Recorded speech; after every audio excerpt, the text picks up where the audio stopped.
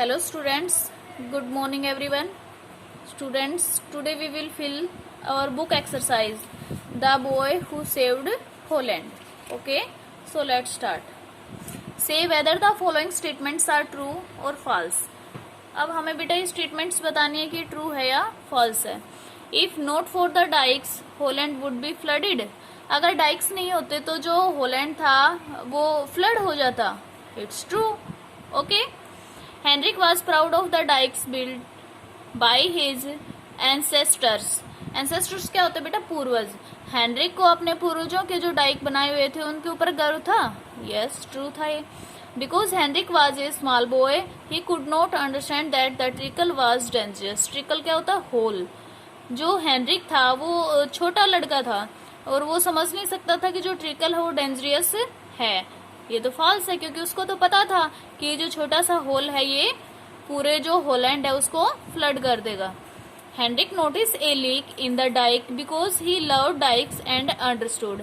Heinrich ने leak को notice किया इन द डाइक में, और because he loved dikes and understood, क्योंकि वो किससे प्यार करता था? डाइक से. और समझ गया था उसको, उसके जो लीक था उसको समझ गया था वो.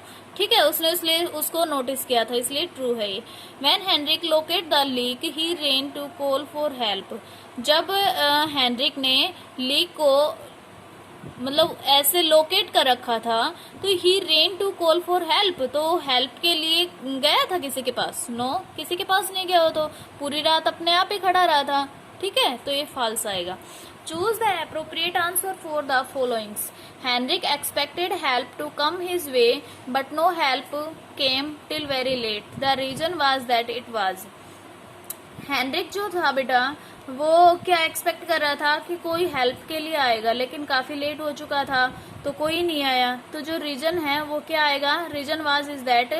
क्या रीजन था क्यों नहीं आए? Not a very populated area, क्योंकि जो एरिया था वो पॉपुलेटेड नहीं था, वहां से लोग बहुत कम आते जाते थे.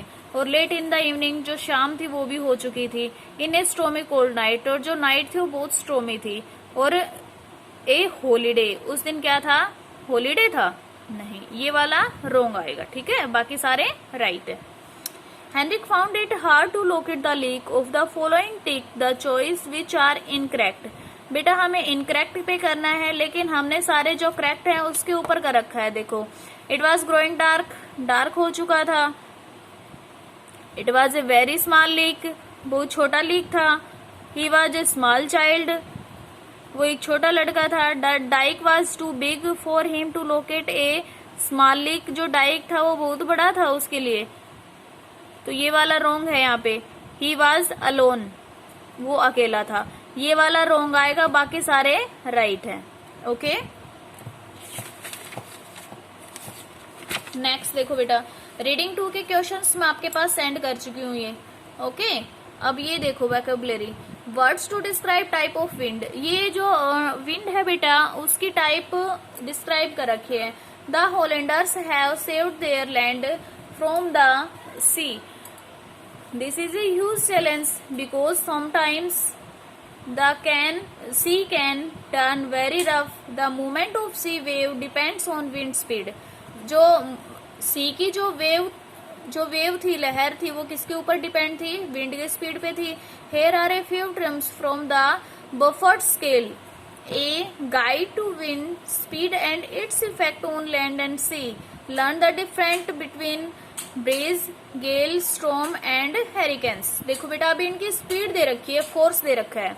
ठीक है, 6 से 11 किलोमीटर प्रति घंटा की जो स्पीड होती तो उस पे टाइप कैसा दिखता? विंड की जो टाइप थी वो कैसी दिखती? लाइट ब्रीज दिखती. और what the sea look like, sea कैसा दिखता? स्मॉल वॉल्वेट्स में दिखता. और what it looks like on land, land पर कैसा दिखता? Levels rustle. ठीक है, तो ये सारे आपको ऐसे ही करने. नेक्स्ट देखो, इंटेरोगेटिव प्रोनाउन. इंटेरोगेटिव प्रोनाउन क्या होता है बेटा? मैंने आपको प्रोनाउन की एक वीडियो सेंड की थी, उसके अंदर I hope you have to understand the chapter. Interrogative pronoun. A pronoun is a word we use in place of one or more noun. क्या है? ये प्रोनाउन की डेफिनेशन दे रखी है बेटा. इंटेरोगेटिव प्रोनाउन क्या होते हैं? Interrogative pronouns are pronouns use to ask questions. जो क्वेश्चंस पूछे जाते हैं वो इंटेरोगेटिव प्रोनाउन होते हैं, जिसमें WH फैमिली होती है, जैसे who, what, which and whose. Okay, अब देखो हम हु किसके लिए रेफर करते हैं, किसी भी पर्सन के लिए हम हु का यूज करते हैं, जैसे who is Henrik, who is Ram, who is Shyam. किसी भी पर्सन के लिए हम किसका यूज करेंगे, हु का। व्हाट का यूज हम किसके लिए करेंगे, कोई भी आइडिया है या फिर थिंग है उसके लिए हम किसका यूज करेंगे, व्हाट का। व्हाट डिड ही डू, उसने क्या किया। ठीक है, आइडिया है या थिंग्स है, कोई भी चीज क्या किया उसने, तो उसके लिए हम व्हाट का यूज करेंगे। Which to refer to person, which देखो आप किसके लिए यूज करते हैं, to refer to person, things और idea. We use it make a selection, selection के लिए हम चॉइस के लिए किसका यूज करते बेटा, विच का। ठीक है, which of this boys saved Holland, इनमें से कौन सा लड़का है जिसने हॉलैंड को बचाया था, तो इसमें विच में हम सिलेक्शन का यूज करेंगे। हुज किसके लिए करते हैं, टू शो पोजीशन, पोजीशन के लिए। हु इज दिस, कौन है ये, हुज इज दिस, किसकी है ये।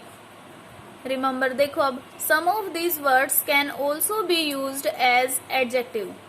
सम ऑफ दीज वर्ड्स, जो वर्ड्स है बेटा, can also be used as adjective, but an adjective is followed by a noun और pronoun while a pronoun is used instead of a noun. अब जो adjective है वो किसका फॉलो करता है, नाउन और प्रोनाउन का, लेकिन जो प्रोनाउन है वो किसके लिए यूज होता है, ओनली नाउन के लिए।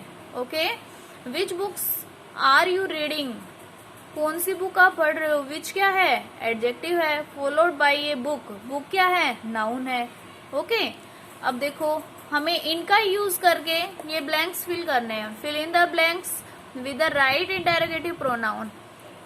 देखो, wants to cook Italian food today, अब ये किसी पर्सन को कर रहा है बेटा। ठीक है, किसी पर्सन को क्वालिफाई कर रहा है ना, तो हम क्या लिखेंगे, आइडेंटिफाई कर रहा है किसी पर्सन को, हम क्या करेंगे, who wants to cook Italian food today.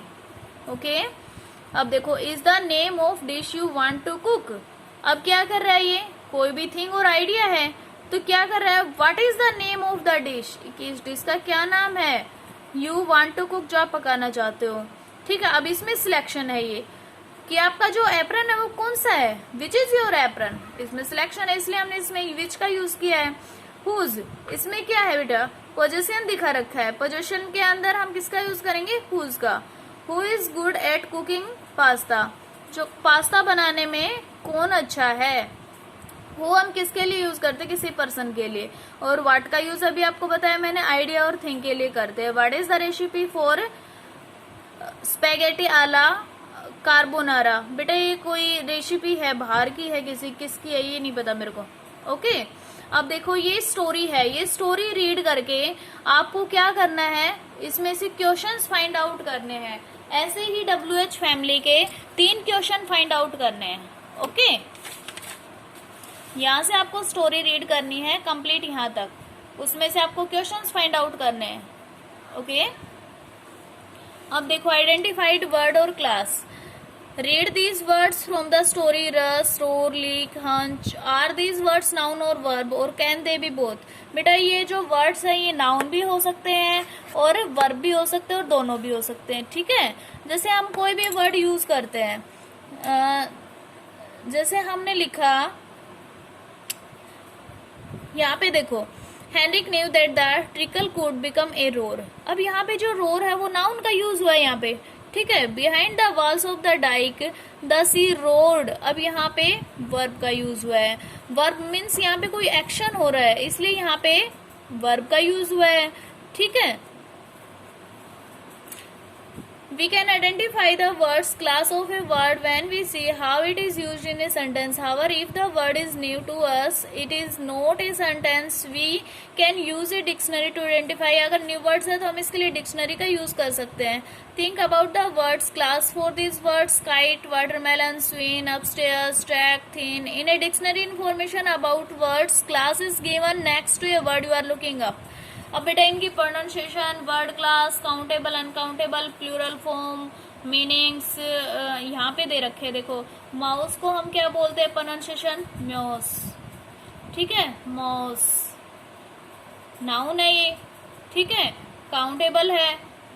Okay, plural form के अंदर है माइस, ओके।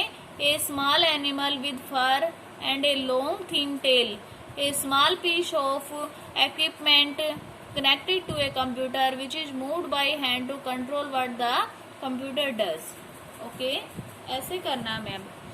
अब देखो जो रिंग है बेटा वो नाउन का भी यूज कर सकते हैं हम, इसमें वर्ब का भी यूज कर सकते हैं। हम नाउन का भी और वर्ब का भी कर सकते हैं। सीजन है वो उसमें नाउन का भी यूज कर सकते हैं, वर्ब का भी।